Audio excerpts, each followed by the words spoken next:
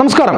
ശബരിമല സ്വർണ്ണക്കൊള്ള കേസിൽ ഏറ്റവും പ്രധാനപ്പെട്ട അറസ്റ്റ്, തന്ത്രിയുടെ അറസ്റ്റ്, പത്മകുമാറിന്റെയും വാസുവിന്റെയും അറസ്റ്റിന് ശേഷം വളരെ ശ്രദ്ധയോടുകൂടി കേരളം ചർച്ച ചെയ്ത ഒരു അറസ്റ്റ് എന്ന് പറയുന്നത് ശബരിമലയിലെ തന്ത്രിയായിട്ടുള്ള താഴമൺ കുടുംബത്തിലെ വളരെ പ്രശസ്തനായിട്ടുള്ള തന്ത്രി കണ്ഠരര് രാജീവരുടെ അറസ്റ്റാണ്. തന്ത്രി എന്ന് പറയുന്നത് ഭഗവാന്റെ പിതാവിന്റെ സ്ഥാനത്ത് നിൽക്കുന്ന ആളാണ്.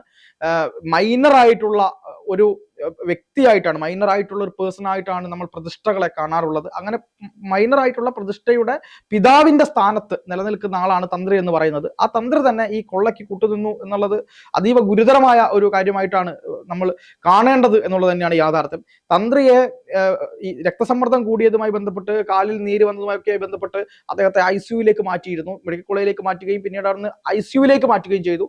ഇപ്പോൾ വീണ്ടും അദ്ദേഹം ജയിലിലേക്ക്, ഈ രക്തസമ്മർദ്ദമൊക്കെ നോർമലായ കൊണ്ട് തന്നെ അദ്ദേഹത്തെ ജയിലിലേക്ക് വീണ്ടും മാറ്റിയിട്ടുണ്ട് എന്നാണ് മനസ്സിലാകുന്നത്. പക്ഷേ ശബരിമല കൊള്ളയുമായി ബന്ധപ്പെട്ട് ചില കാര്യങ്ങൾ പറയാനുണ്ട്. അതായത് ശബരിമല കൊള്ളയിലെ ഏറ്റവും പ്രധാനപ്പെട്ട കാര്യം എന്ന് പറയുന്നത് ഇടതുപക്ഷത്തിന്റെ നേതാക്കന്മാർ ഉൾപ്പെടെ, അതായത് CPM-ന്റെ നേതാക്കന്മാർ ഉൾപ്പെടെ ദേവസ്വം ബോർഡിനെ വിഴുങ്ങുന്ന, അമ്പലം വിഴുങ്ങുന്ന ആളുകളായി മാറിയിരുന്ന ഒരു സാഹചര്യം ഉണ്ടായിരുന്നു.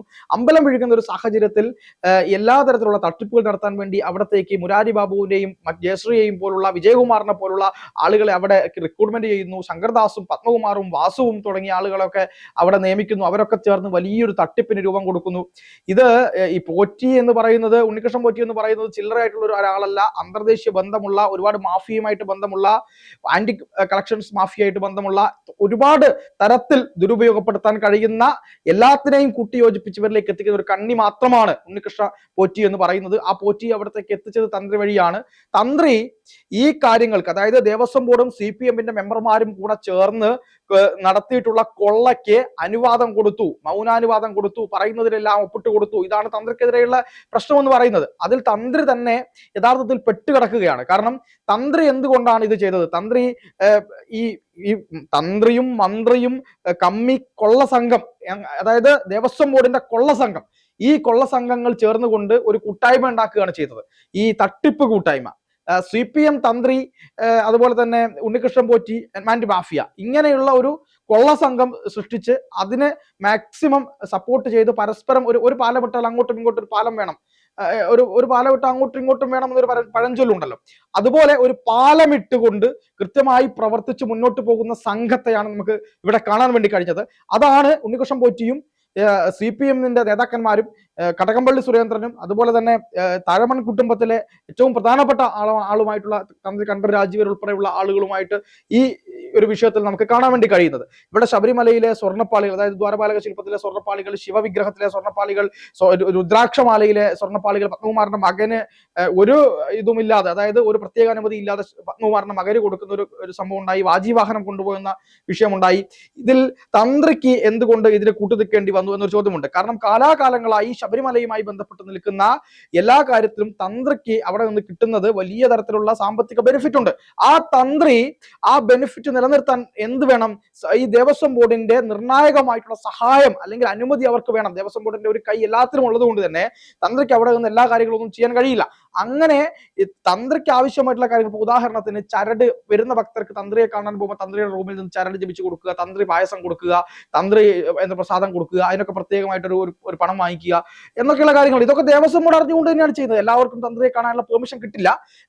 തന്ത്രിയെ കാണാൻ വളരെ അത്യാവശ്യം ഈ പറയുന്ന സെലിബ്രിറ്റികൾക്കും അത്യാവശ്യം രാഷ്ട്രീയ ലീഡർഷിപ്പുകൾക്കും ഫേമസ് ആയിട്ടുള്ള കുറച്ച് ആളുകൾക്കും ഒക്കെയാണ് തന്ത്രിയെ നേരിട്ട് പോയിട്ട് അങ്ങനെ കാണാനുള്ള ഒരു പെർമിഷൻ സാധാരണ കിട്ടാറ്. അതുകൊണ്ട് തന്നെ ആ ചുരുങ്ങിയ ആളുകൾക്ക് ഇത് കൊടുത്ത് വലിയൊരു പണം ഉണ്ടാക്കുക എന്നുള്ള ലക്ഷ്യം അവിടെ ഉണ്ടായിരുന്നു. അത് നടക്കുന്നുണ്ട്. ദേവസ്വം ബോർഡ് മറ്റൊരു ഭാഗത്തു കൂടി ഇത് വിറ്റ് പണം ഉണ്ടാക്കുന്നുണ്ട്. ദേവസ്വം ബോർഡിലൂടെ മാത്രമാണ്, അല്ലെങ്കിൽ ദേവസ്വം ബോർഡിന്റെ കൃത്യമായ രീതിയിൽ മുന്നോട്ട് പോകുന്ന സ്ഥാപനങ്ങളിലൂടെ മാത്രമാണ് ഇത് അപ്പവും അരവണയൊക്കെ കൊടുക്കാവൂ എന്നൊരു നിയമമുണ്ട്.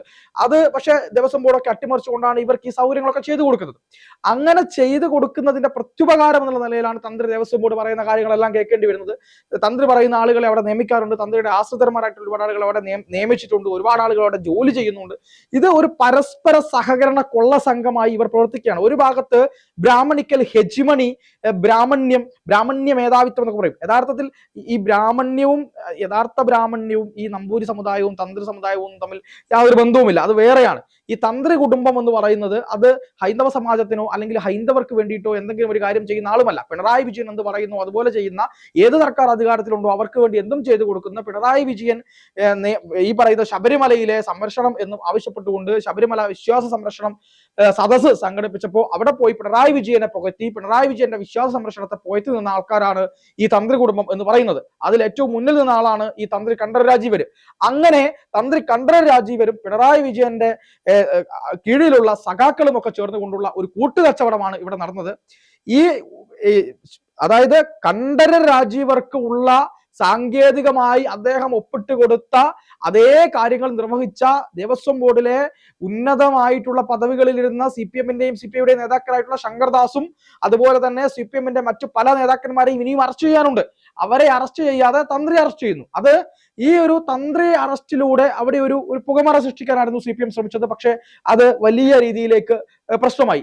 തന്ത്രിയുടെ ചോദ്യം ചെയ്യലിന് ശേഷം തന്ത്രിക്ക് ആരാണ് ഇതിന് പിന്നെ യഥാർത്ഥത്തിൽ ഇത്തരം ഒരു കാര്യങ്ങൾ ചെയ്യാൻ വേണ്ടി പറഞ്ഞത്, ആരാണ് തന്ത്രിയെ നിർബന്ധിച്ചത്, തന്ത്രിയുടെ ചില കച്ചവടങ്ങൾ നടക്കാൻ വേണ്ടി അദ്ദേഹം മനഃപൂർവ്വം ദേവസ്വം ബോർഡിന് വഴങ്ങേണ്ടി വന്നു, അതിനാരാണ് അദ്ദേഹത്തെ നിർബന്ധിച്ചത്, ഇവിടെ ശബരിമലയിലെ മേൽശാന്തി തെരഞ്ഞെടുപ്പ് പോലും ആർക്കൊക്കെ പണം നൽകിയിട്ടാണ് കൊടുക്കുന്നത്, ഏതൊക്കെ മന്ത്രിക്കാണ് മേൽശാന്തി തെരഞ്ഞെടുപ്പുമായി ബന്ധപ്പെട്ട് നറുക്കെടുപ്പ് പട്ടികയിലേക്ക് വരാൻ വേണ്ടി പണം കൊടുക്കുന്നത്, ശബരിമലയിലെ ഈ വിശ്വാസ സംരക്ഷണ സദസ്സ് നടത്തിയതിന്റെ കൃത്യമായ ഫണ്ട് എവിടെ എന്ന് കോടതി ചോദിക്കുന്ന കാര്യമുണ്ടായി. തന്ത്രിയുടെ മുറിയിൽ നിന്ന് ഈ പ്രസാദ വിതരണം നടത്തുന്നത് ഹൈക്കോടതി തടയുകയുണ്ടായി. ഹൈക്കോടതിയുടെ ദേവസ്വം ബെഞ്ച്, ബഹുമാനപ്പെട്ട ദേവസ്വം ബെഞ്ചാണ് അത് തടഞ്ഞത്.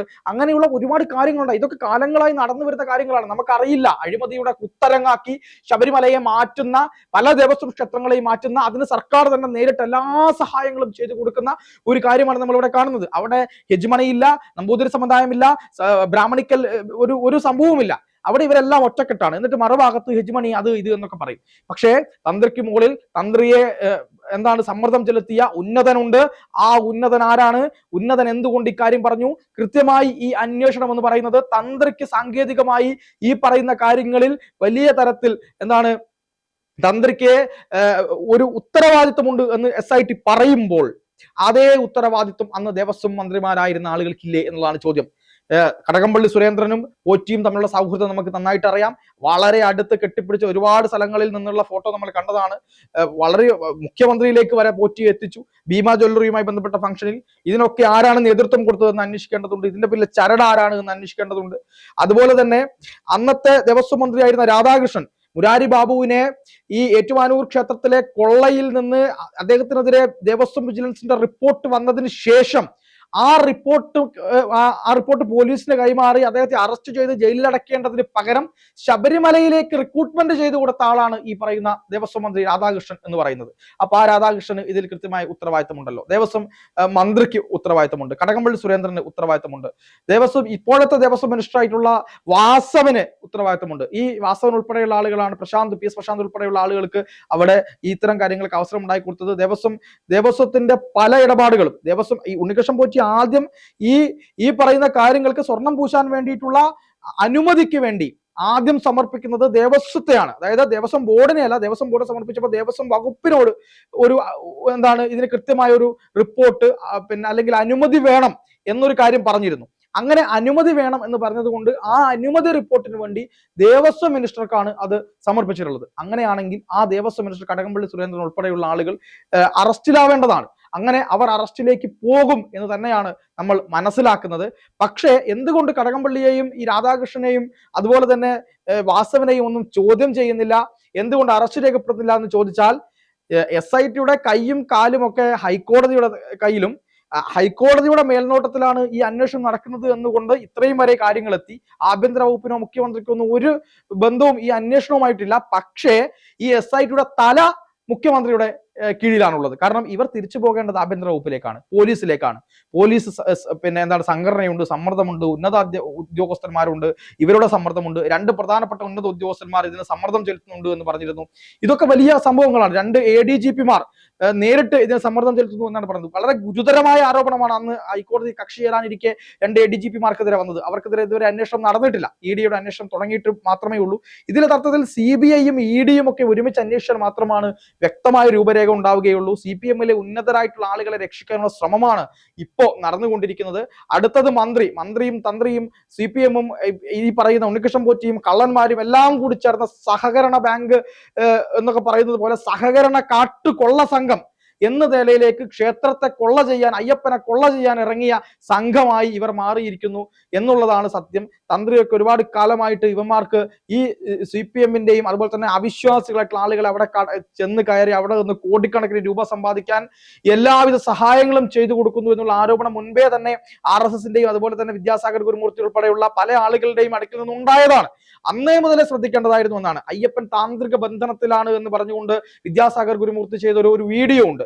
ആ വീഡിയോ നമ്മൾ പലപ്പോഴും ഒന്ന് പോയി കണ്ടാൽ നമ്മൾക്ക് മനസ്സിലാവുന്ന ഒരു കാര്യമുണ്ട്. അത് ഇന്ത്യ ലൈവ് ആണ് അത് ചെയ്തത്, വടയാർ സുനിൽ സാറിന്റെ ചാനലാണ് ചെയ്തത്. അത് നമുക്ക് കണ്ടാൽ നമുക്ക് മനസ്സിലാവും അതിൽ കൃത്യമായിട്ട് എന്താണ് പറയുന്നത് എന്ന്. ഒരുപക്ഷെ അത് സംശയിക്കേണ്ട വിധത്തിലേക്ക് കാര്യങ്ങൾ പോകുന്നു എന്നുള്ളതാണ്. അയ്യപ്പനെ താന്ത്രിക ബന്ധനത്തിലാക്കിയിട്ട് ഈ തന്ത്രി കുടുംബങ്ങൾ ഉൾപ്പെടെയുള്ള ആളുകൾ ഇവർക്ക് കക്കാനുള്ള അവസരങ്ങൾ ഉണ്ടാക്കി കൊടുക്കുകയാണോ ഉണ്ടായത് എന്നുള്ളത് വിദ്യാസാഗർ ഗുരുമൂർത്തി അന്ന് പറഞ്ഞ കാര്യം, അതായത് 2 മാസം മുമ്പാണ് അദ്ദേഹം അത് പറഞ്ഞത്. അത് സത്യമാകുന്ന രീതിയിലേക്കാണോ കാര്യങ്ങൾ പോകുന്നത് എന്ന് കൂടെ നമ്മൾ മനസ്സിലാക്കേണ്ടതുണ്ട്. ഹൈന്ദവ സംഘടനകൾക്കോ ഹൈന്ദവമായിട്ടുള്ള ആളുകൾക്കോ ഒന്നും തന്ത്രിയെ താങ്ങേണ്ട ഒരു കാര്യവുമില്ല. അത് ഈ പറയുന്ന CPM ആണ് തന്ത്രിയെ താങ്ങിയിട്ടുള്ളത്. CPM അല്ല തന്ത്രിയെ അറസ്റ്റ് ചെയ്തിരിക്കുന്നത്. ഇനി ഹൈക്കോടതിയിൽ നിന്ന് ഈ പറയുന്ന കടകംപള്ളി സുരേന്ദ്രനെയും ഈ രാധാകൃഷ്ണനെയും വാസവനെയും ഉൾപ്പെടെയുള്ള ആളുകളെ ചോദ്യം ചെയ്യലിൽ നിന്നും അറസ്റ്റിൽ നിന്നുമൊക്കെ രക്ഷിക്കാനുള്ള ഒരു CPMന്റെ തന്ത്രമാണ് ഇവിടെ നടക്കുന്നത് എന്ന് മാത്രമാണ് ഇപ്പോൾ പുറത്തു വരുന്ന വിവരം. എന്തായാലും വരും ദിവസങ്ങളിൽ കൂടുതൽ കൃത്യമായ വിവരങ്ങൾ പുറത്തു വരും എന്ന കാര്യത്തിൽ യാതൊരു സംശയവുമില്ല.